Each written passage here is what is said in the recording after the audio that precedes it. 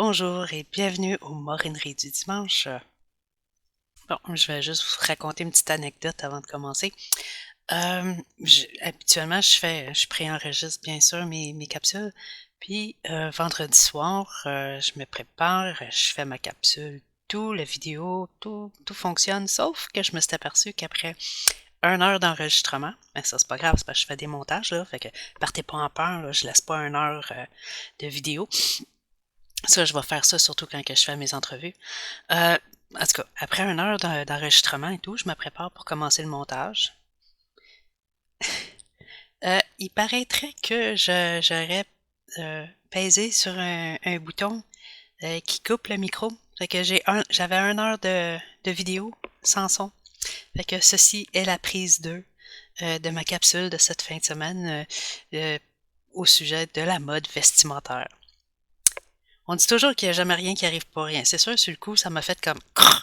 Mais bon, je me dis, bah, peut-être parce que c'était pas assez bon, que c'était juste comme une pratique. Alors, nous voici à la prise 2 pour ma capsule de ce week-end, qui est les codes, qui est au sujet de la mode vestimentaire.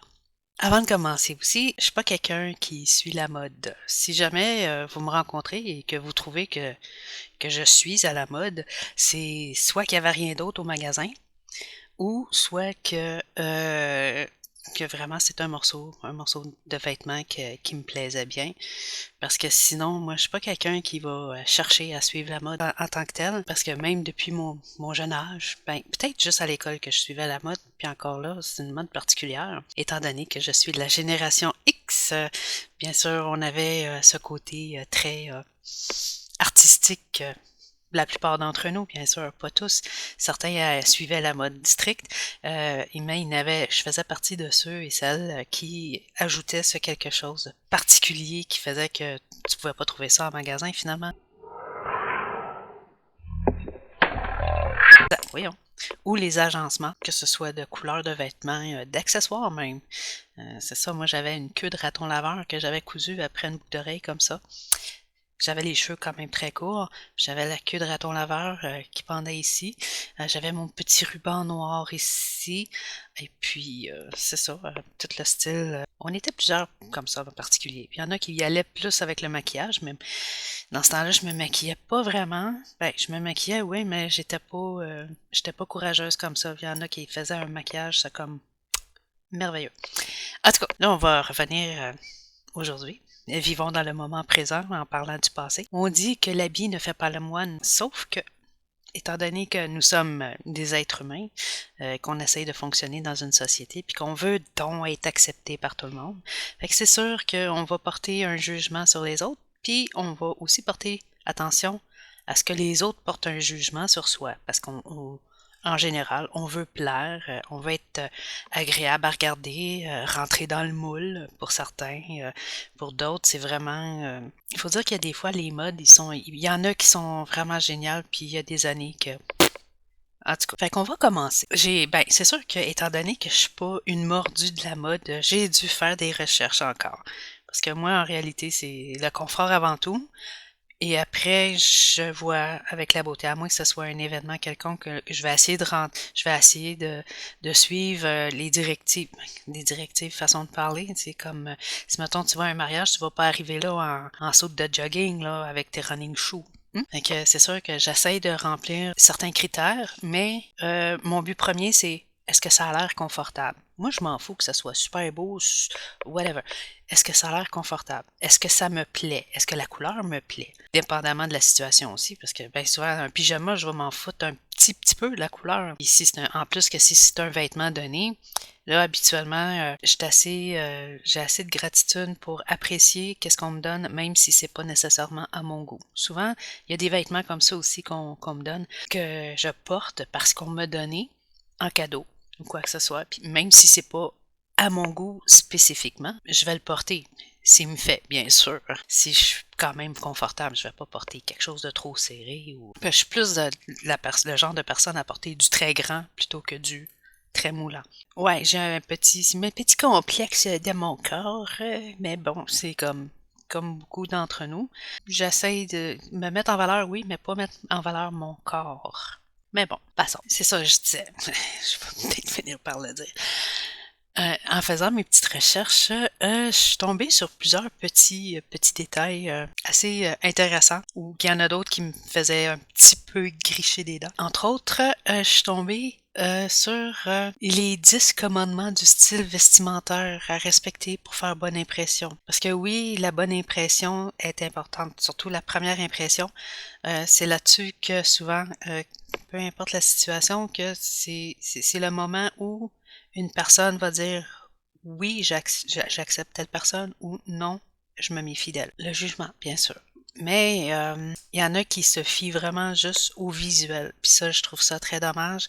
Des fois, ça vaut la peine de passer outre ce visuel-là, à moins que ce soit particulier, mais bon, en général, je vais pas essayer de passer par-dessus ce visuel-là parce que souvent, tout va dépendre aussi du pouvoir d'achat de la personne. Si la personne apporte, mettons, un jeans troué, est-ce que c'est parce qu'elle c'est vraiment rien que ça qu'elle aime ou c'est tout ce qu'elle peut se procurer? Ça, on va revenir ça un petit peu plus tard là-dessus. Je vais essayer de revenir sur ce sujet-là un petit peu plus tard, mais c'est sûr que la bonne impression, moi, je vais surtout me fier à comment une personne se présente plutôt que juste comment qu'elle est habillée.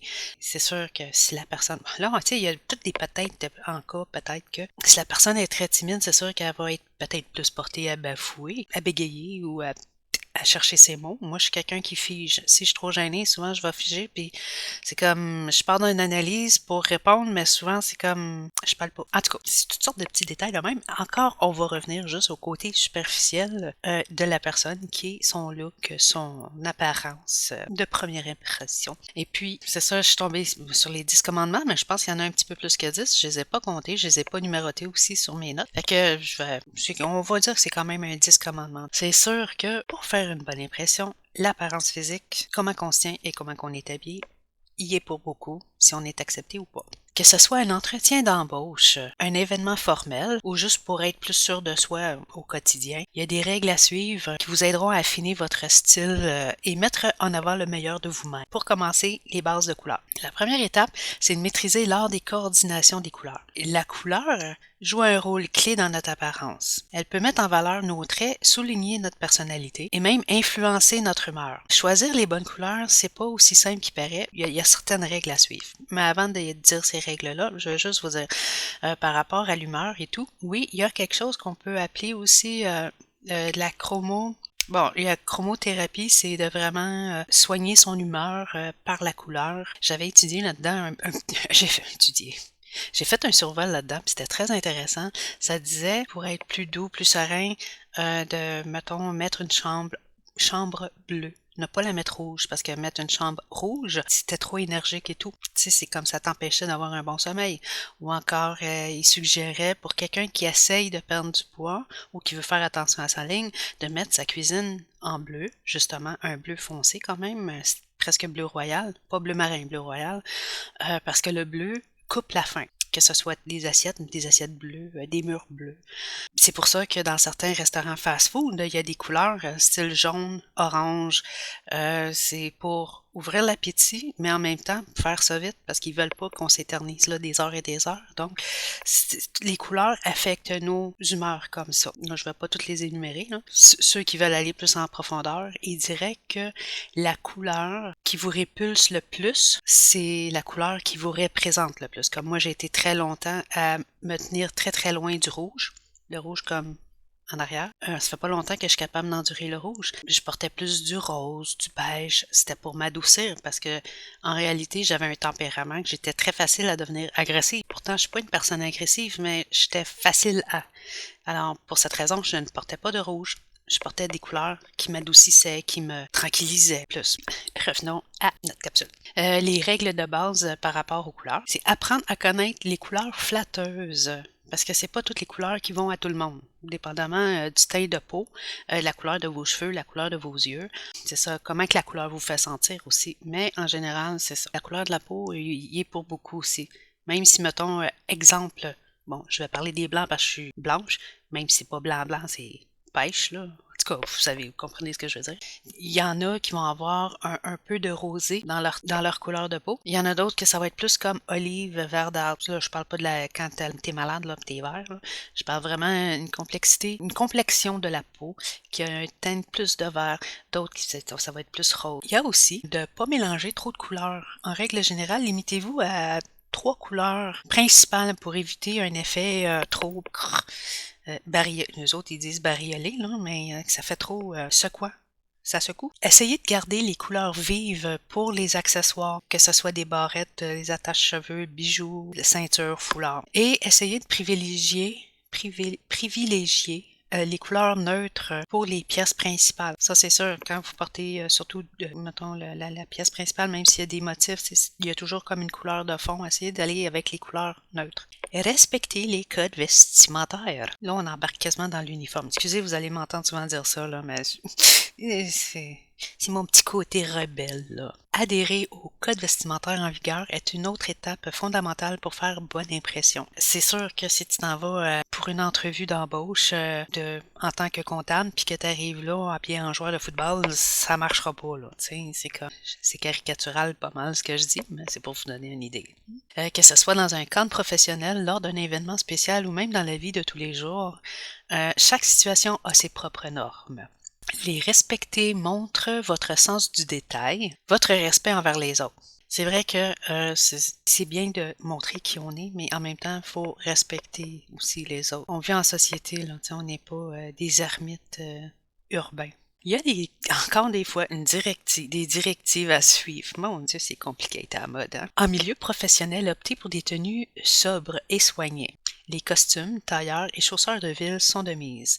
C'est sûr, ça fait sobre, oui, mais être habillé classique, un style de vêtement qui ne se démode pas facilement, va être passe-partout en général, pour les milieux professionnels. Peut-être pour les hommes, c'est pas aussi évident parce que bon, il y a surtout l'habit, le veston et tout, je sais pas trop, là, à part ça. Tant que c'est habillé propre. Là, les femmes sont un peu plus flexibles dans ces domaines-là. C'est sûr que dépendamment du poste de carrière que vous avez, le côté classique, un pantalon, un chandail, un veston, une blouse, rien d'extravagant. Lors d'un événement formel, comme un mariage ou une réunion d'affaires, respectez le code vestimentaire indiqué sur l'invitation. Encore là, c'est ça, c'est comme si tu es invité à un mariage, tu vas pas t'habiller en ballerine. Là. C'est un respect pour la personne qui vous invite. Pour les activités décontractées, comme un barbecue entre amis, une sortie au parc, une sortie en ville, tenue confortable et décontractée, ça va faire l'affaire.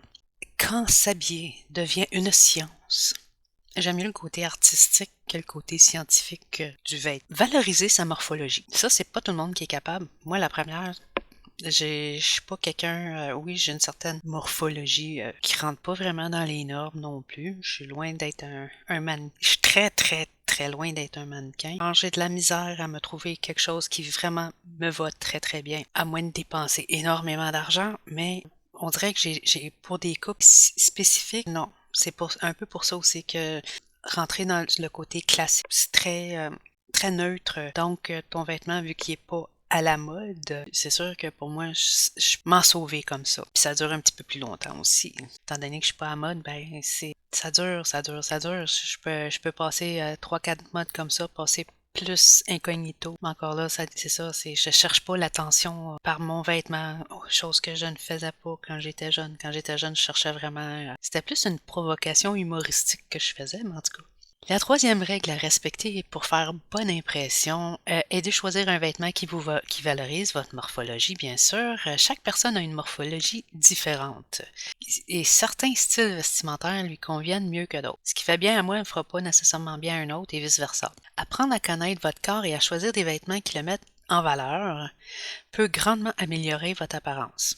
Voici quelques conseils. Est-ce que je vais pouvoir suivre ce conseil-là? On va voir. Allons-y. Si vous êtes grand et mince, optez pour des vêtements qui ajoutent du volume à votre silhouette. OK. Si vous êtes petit et rond, privilégiez des vêtements qui allongent et affinent votre silhouette. Puis là, ils disent pas ici de mettre des vêtements qui vous pètent sur le corps là, pour avoir l'air mince. T'auras pas l'air plus mince non plus comme ça. Autrement dit, mettez pas des vêtements trop grands, mais mettez-les pas trop ajustés non plus. Mais il y a certains motifs, il y a certains matériaux qui peuvent faire en sorte que vous avez l'air plus mince. Et si vous êtes musclé, choisissez des vêtements qui mettent en valeur votre musculature sans que ça soit trop moulant non plus. Puis il faut soigner les détails. Moi, j'ai toujours dit, n'importe quoi dans la vie, portez attention aux détails. Des fois, des détails, habituellement, c'est dans une situation. Quand j'analyse une situation, je vais analyser beaucoup les détails.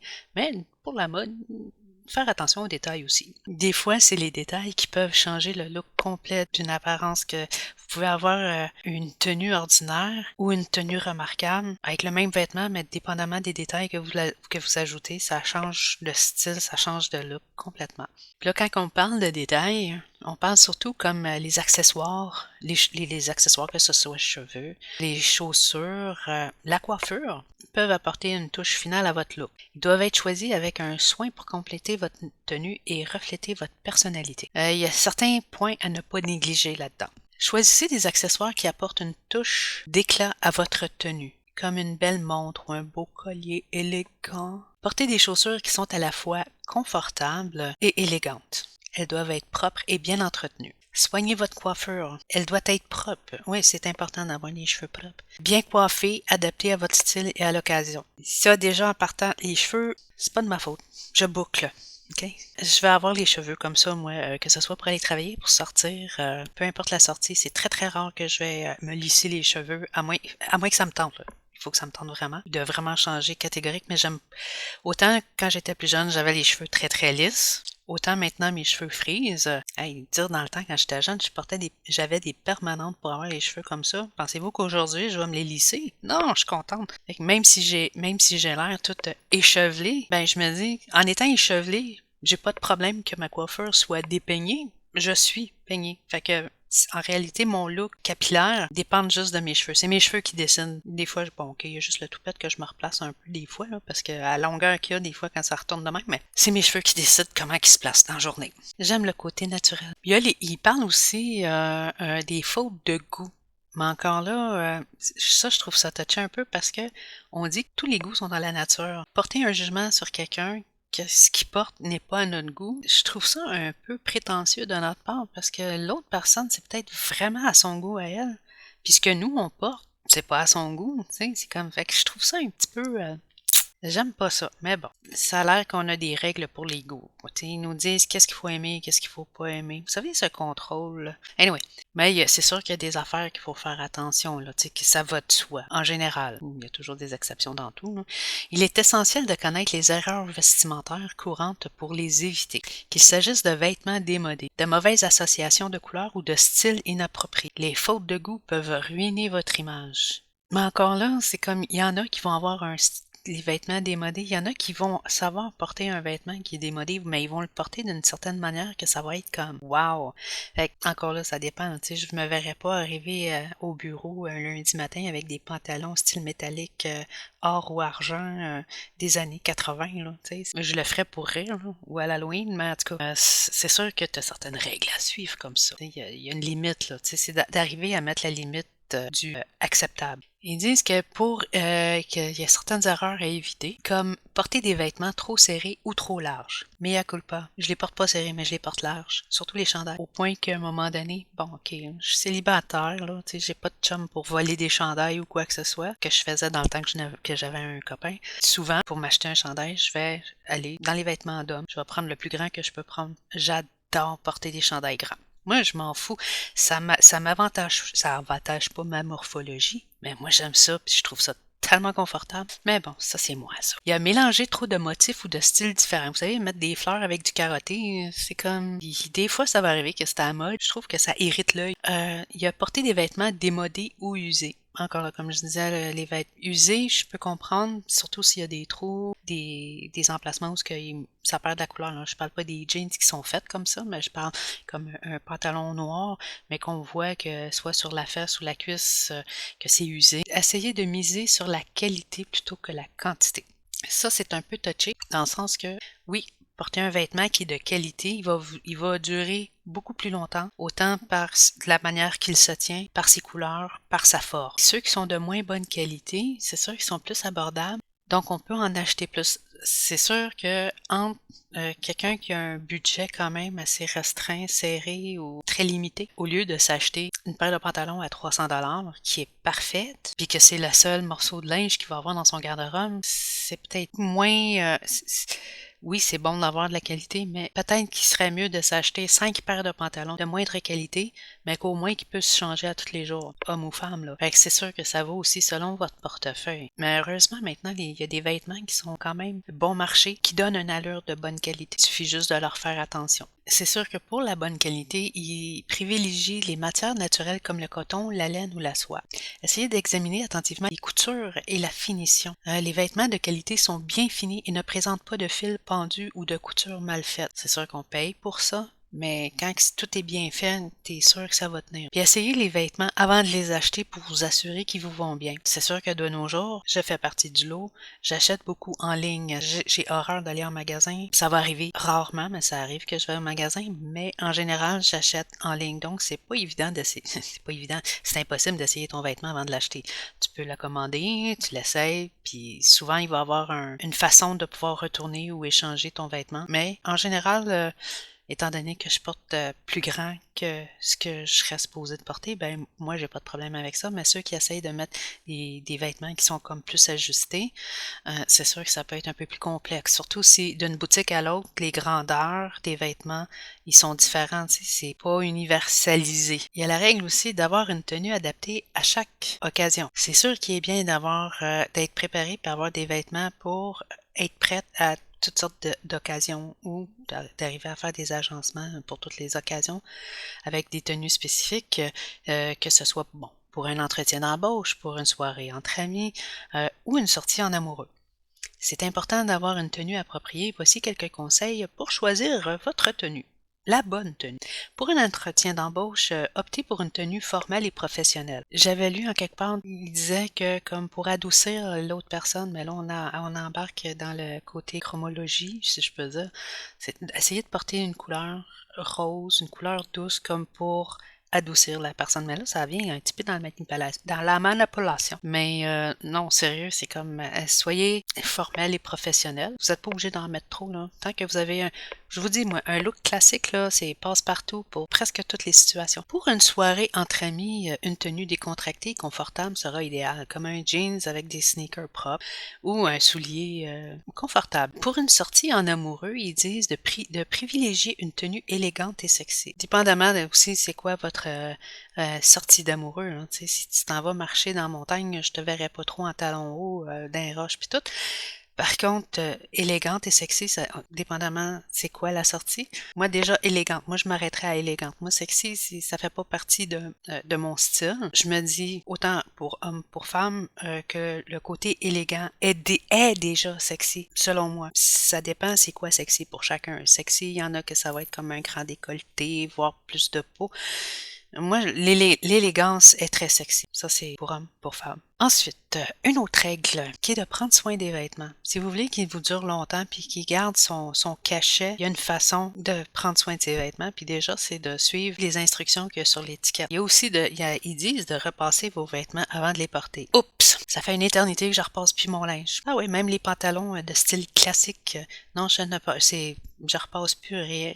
Autant j'étais quelqu'un qui pouvait repasser jusqu'à mes sous-vêtements, que ce soit les petites culottes, que ce soit les bas. Je repassais tout. Maintenant, je ne repasse plus rien du tout.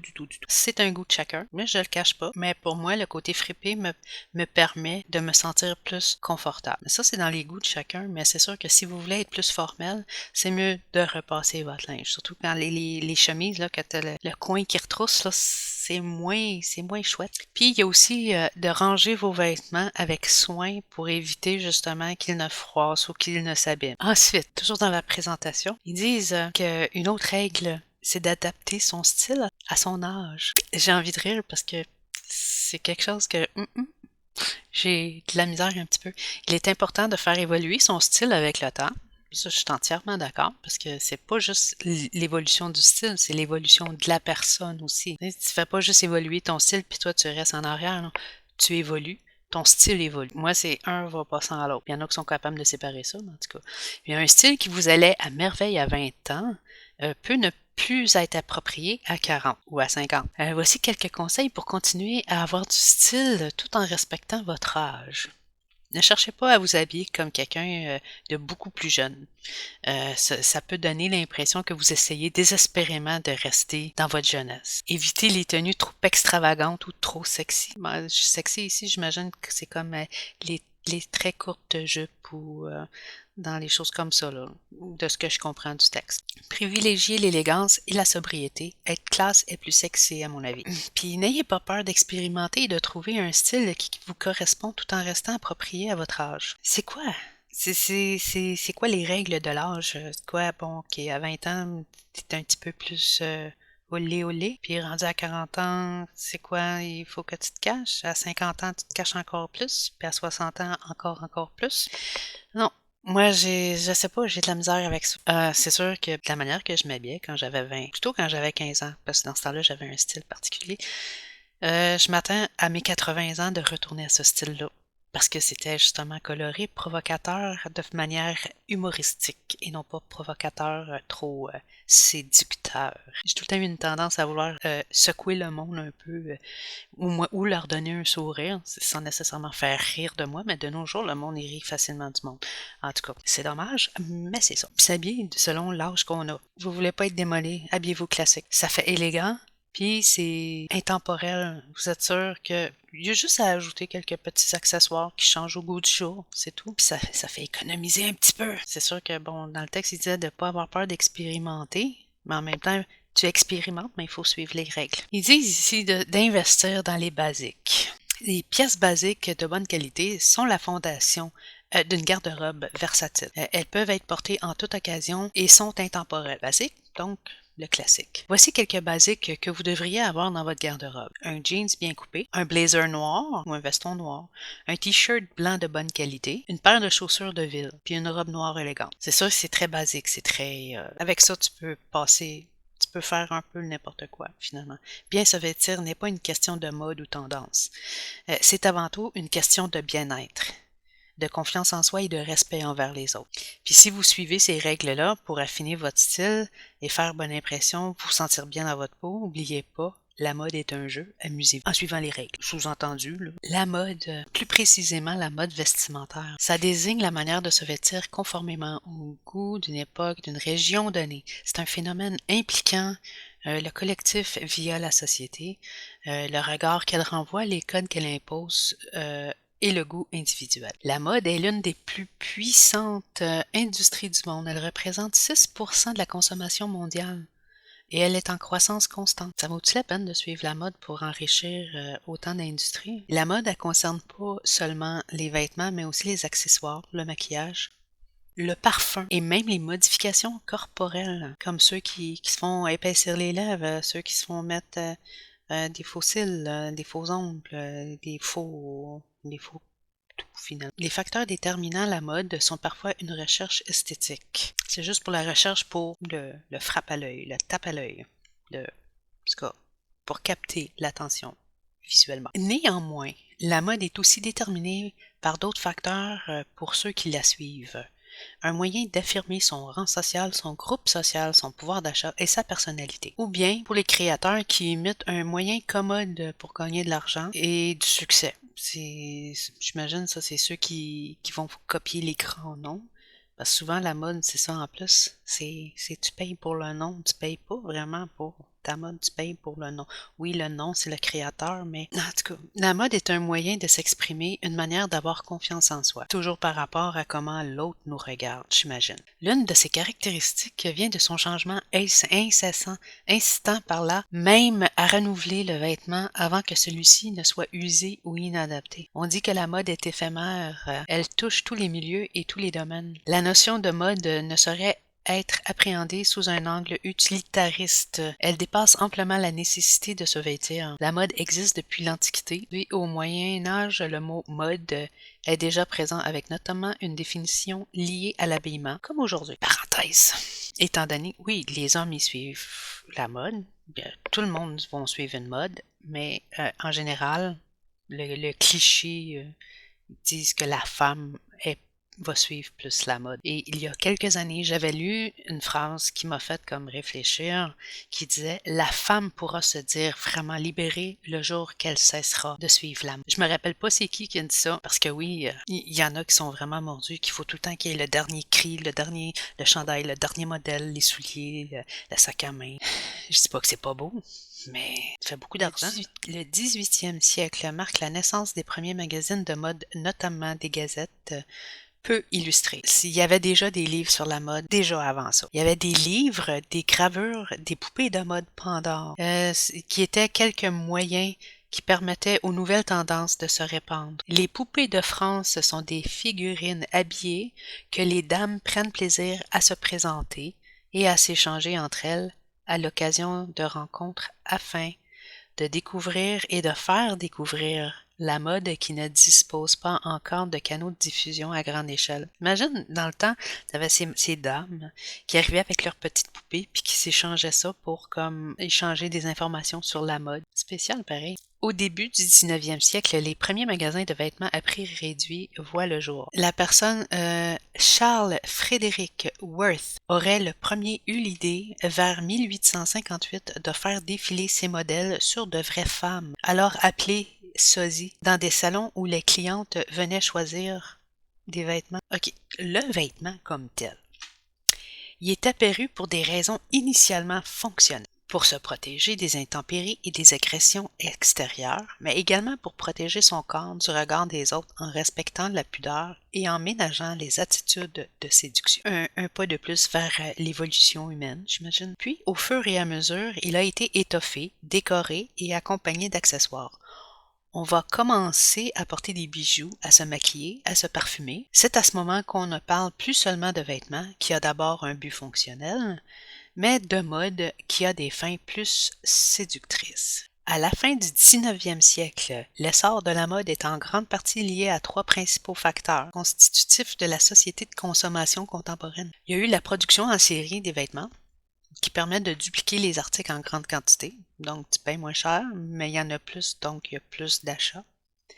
Il y a la naissance d'une première forme de classe moyenne urbaine résultant de l'exode rural. Il y a la diffusion massive de la presse qui constitue un relais de premier ordre. Puis avec le développement des moyens de communication et des transports, toutes les créations dans le domaine de l'habillement sont accessibles à la majorité des gens, tous groupes sociaux confondus. Depuis le milieu du 20e siècle, la mode s'est petit à petit construit une image de phénomène de société incontournable. Ce qui fait que maintenant, les grands couturiers, Christian Dior, Yves Saint Laurent, pour nommer juste ceux-là, ils sont maintenant considérés comme des grandes célébrités. Il y en a plusieurs autres, là. Dans les pays tempérés, un peu comme le Canada, les États-Unis, que ce soit la France, la mode est renouvelée selon un système de saison couvrant une période de 6 mois.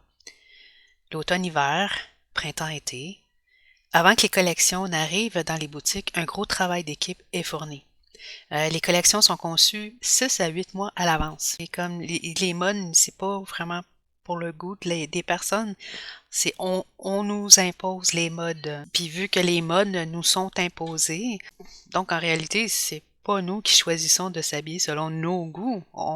On nous impose notre façon de s'habiller. Fait que finalement, on fait juste suivre. Puis ça a l'air, ça fait longtemps que j'avais pas dit ça là, que de plus en plus de compagnies font même jusqu'à 4 collections par année. Automne-hiver, la collection des fêtes, la collection croisière au début printemps, et finalement le printemps-été. Tout ça juste pour augmenter les ventes.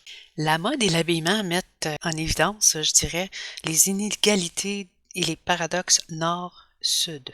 La plupart des produits textiles sont fabriqués dans le tiers-monde, et particulièrement en Asie. Certains matériaux utilisés sont parmi les plus polluants du monde. La culture du coton, par exemple, utilise 28% des pesticides mondiaux. Puis pourtant, pour le coton, ça représente juste 2,5% des terres cultivées. Hey, c'est beaucoup de pesticides pour la quantité de terre qui est cultivée pour le coton. Cette situation soulève de graves problèmes tant au regard de l'impact environnemental local qu'au niveau des conséquences humaines et sanitaires sur les populations concernées. D'où de nouvelles alternatives étaient créées comme le concept de mode éthique. L'histoire de la mode du vêtement, de la préhistoire à nos jours. La mode, c'est quoi? Ça vient d'où? Puis ça sert à quoi? C'est difficile de trouver une définition concise et précise de cet univers infini, communautaire et à la fois très personnel. Mais pour aller vite, on pourrait dire que la mode, c'est la nouveauté, l'originalité, parfois même une provocation contre l'ordre établi. Des fois, ça va en rupture avec les traditions. C'est un précieux indicateur de l'évolution de notre société. Plusieurs ethnologues disent que l'humain a commencé, qu'il a inventé le vêtement, c'était surtout par pudeur, cacher sa nudité. Puis il y en a d'autres qui vont dire que c'est plus fonctionnel, vu qu'on n'avait plus de poils, comme les animaux, le corps de l'homme dépourvu de cette pilosité naturelle s'exposait aux agressions climatiques. Et c'est donc couvert le corps de peaux d'animaux grossièrement assemblés, qui le protégerait du froid, de la pluie, puis les brûlures du soleil. Puis même si ils sont pas d'accord là, pourquoi du comment que le vêtement a commencé, ils sont quand même tous d'accord pour dire qu'au début, le vêtement était fonctionnel. Puis ça a l'air que c'est venu quand même assez rapidement que le vêtement fonctionnel revêt une autre fonction. On l'améliore, on le teint, on le coud. Puis on le personnalise un petit peu en fonction de sa tribu, de son origine géographique, de sa famille, de son âge et selon qu'on soit homme ou femme. Par famille, c'est comme ça me fait penser, vous savez, je pense, mais c'est comme, me semble, c'est les Écossais qui ont un motif dans leur kilt. Le kilt, c'est qui ressemble à une jupe pour homme. Le kilt, la couleur et la forme de ce karaté, ça a rapport avec les familles. Donc, le vêtement est pour identifier une famille. Même sous les latitudes clémentes, les populations agrémentaient leur tenue d'une multitude d'accessoires comme des plumes, des bijoux sculptés dans des os de l'os ou dans du bois ou même des roches. Des accessoires inutiles d'un point de vue fonctionnel, dont le seul but était d'être beau et de séduire. Mais je pense que c'était pas rien que ça. Il y avait aussi un côté plus spirituel, je pense, mais bon, on n'embarquera pas là-dessus, on va rester dans la mode. Je me suis demandé pourquoi que les gens suivent la mode. Puis il y aurait plusieurs raisons pour ça. Surtout pour exprimer, bon, leur personnalité, leur style unique. Bon, tu suis la mode pour être unique, mais tu fais comme tout le monde dans ce style-là. La mode est un moyen d'expression qui permet aux individus de se découvrir, de se valoriser, de se découvrir leur personnalité, non pas se découvrir le corps. Malgré qu'il y a des fois, il y a des modes qui sont pas mal à découvert dans le sens propre et non pas dans le sens figuré. Mais en tout cas, là, je m'égare.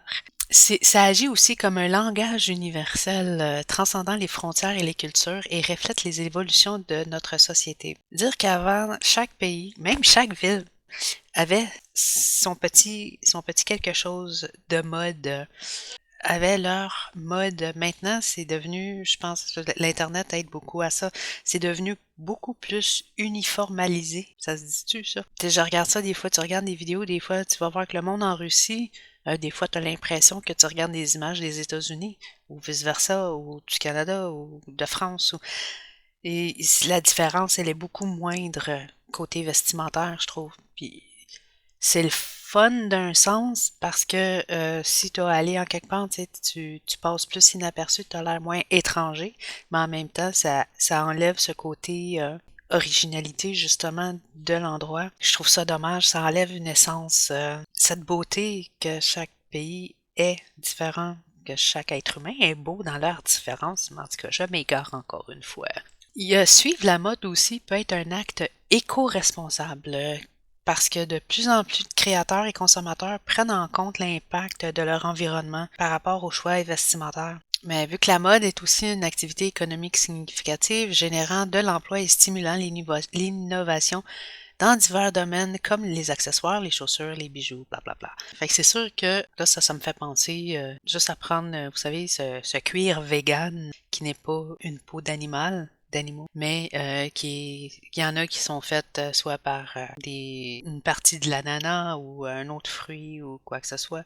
Mais paraîtrait par contre que c'est bon par rapport aux animaux, mais que ça veut pas nécessairement dire que c'est bon pour l'environnement.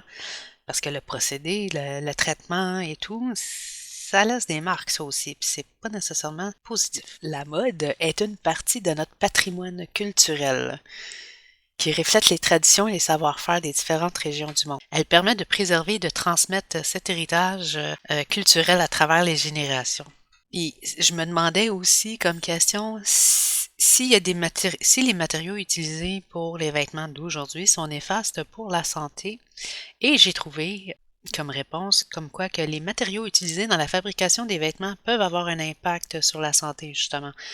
Par exemple, le polyester, qui est le matériau synthétique le plus produit, peut être source d'allergies, d'irritations cutanées en raison des frottements et de transpiration excessive. Parce que le polyester, il laisse pas la peau respirer comme tel. En plus de ça, les vêtements synthétiques peuvent contenir des perturbateurs endocriniens, des métaux lourds et des nanomatériaux qui peuvent avoir des conséquences négatives sur la santé humaine et l'environnement. Les nanomatériaux, j'imagine qu'ils font la pollution de l'environnement, oui, mais je pense que ça peut aussi rentrer dans tes pores de peau. Si c'est nano, c'est dans le très très très petit, donc ça peut rentrer dans ton système, si je me trompe pas. Si je me trompe, vous pouvez me laisser un commentaire amicalement, je vais me faire un plaisir de lire et de porter attention à ce que vous dites. Mais il n'y a pas rien que ça par rapport aux vêtements. Il y a aussi les produits qu'on utilise pour les laver, comme les détergents ou les assouplisseurs qu'on utilise pour la lessive, qui peuvent eux aussi être néfastes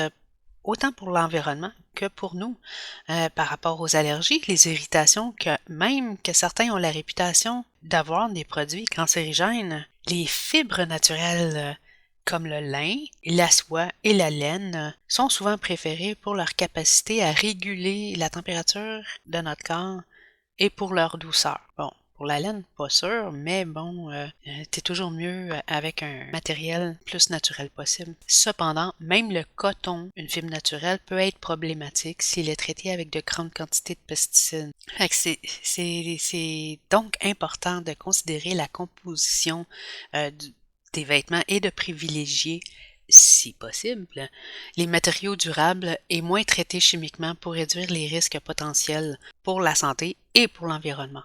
Puis encore une fois, là, ça m'a fait penser tout ça à ces vêtements super high-tech, là, que ce soit pour les sportifs, pour ceux qui font des randonnées ou du sport presque extrême à l'extérieur. Là, je voyais des alpinistes où je me suis demandé si les matériaux high-tech utilisés pour les vêtements peuvent être néfastes pour la santé aussi. Puis ces matériaux-là, ils peuvent justement présenter des risques pour la santé, notamment en raison de la présence de substances chimiques potentiellement nocives. Puis les textiles peuvent contenir des composés pétrochimiques qui ont des effets néfastes sur les travailleurs. Vous savez, c'est pas juste en le portant ça peut être néfaste, c'est aussi pour ceux qui confectionnent le matériel et ceux qui confectionnent le vêtement, comme les communautés environnantes et les consommateurs. Les composés pétrochimiques qui ont des effets néfastes sur les travailleurs, les communautés environnantes et les consommateurs. La transformation de certains matériaux comme le bois en textile peut être polluante et impliquer l'utilisation de produits chimiques dangereux. Puis c'est triste parce que justement les vêtements fabriqués de nos jours, ils regorgent souvent plein de produits chimiques pour les rendre colorés, brillants, faciles à entretenir, à repasser et coûter moins cher. Les substances peuvent inclure des perturbateurs endocriniens, comme je disais plus tôt, des métaux lourds ou des nanomatériaux qui peuvent être toxiques pour les travailleurs du textile et le consommateur et nuisibles pour l'environnement. Il est donc essentiel de choisir des vêtements fabriqués avec des matériaux sûrs de préférence écologique. C'est pas facile à trouver, ça. Et de se renseigner sur les pratiques de fabrication des entreprises pour minimiser les risques pour la santé et l'environnement. Je me demandais quels sont les vêtements qui ont une signification culturelle. Parce que c'est connu, hein, les Canadiens, les Américains, les Occidentaux ne sont pas uniques au monde. Donc, les vêtements traditionnels sont riches en histoire et en signification culturelle, reflétant souvent les coutumes, les croyances et l'identité d'une communauté. Ces vêtements ne sont pas seulement des pièces de mode, mais d'expression vivante de l'histoire et des traditions des peuples qui les portent. Ils sont souvent liés aux rites religieux, aux croyances locales, à l'environnement géographique du peuple en question, comme par exemple le sari en Inde ou le kimono. Je pense que c'est au Japon. Ma conclusion personnelle. Suivre une mode typique est comme un écolier qui porte l'uniforme. En réalité, je suis triste pour ces jeunes. qui n'ont pas la chance de laisser aller leur créativité identitaire. Une partie de la mode des années 80 où je suis génération X. La mode, en plus de nous identifier à quel groupe ou style musical on appartenait, on laissait aller notre imagination par les couleurs, par les accessoires, pour faire un genre de pied de nez à la mode plus sobre, plus restreignante. Il y en a qui la suivaient, cette mode-là restreignante, qui était comme telle quelle, comme dans les magazines. C'est ça dans mon temps, là! Je pense que n'importe qui de la génération X pourrait vous le dire. En général, côté mode, c'était un plaisir. C'était à celui qui était le plus original. C'était à celui qui sortait des sentiers battus souvent. Mais moi, je faisais partie de ceux qui faisaient vraiment un pied de nez. Que ce soit par les couleurs, l'agencement des couleurs. On a eu un bon moment pendant ce temps-là. Puis je pense que le New Wave nous a aidé beaucoup. Il y a eu le New Wave et le Punk qui est arrivé en même temps, surtout quand tu arrivais à mixer plusieurs styles ensemble, qui faisaient un style à toi. Parce que dans le fond, c'est ça. C'est si tu arrives à avoir ton propre style, ça montre une force de caractère. Je dis pas d'arriver avec des affaires style Lady Gaga, là, c'est pas un show, là. Mais si tu arrives à vraiment ressortir du lot, pour moi, c'est une force de caractère que tu démontres. Fait que, sur ce, j'espère que ça vous a plu. Gênez-vous pas, laissez des commentaires, dites-moi ce que vous pensez ou qu'est-ce que j'aurais pu ajouter ou tout simplement j'aurais pu éviter de parler. Partagez, likez, abonnez-vous surtout. Sur ce, bon dimanche.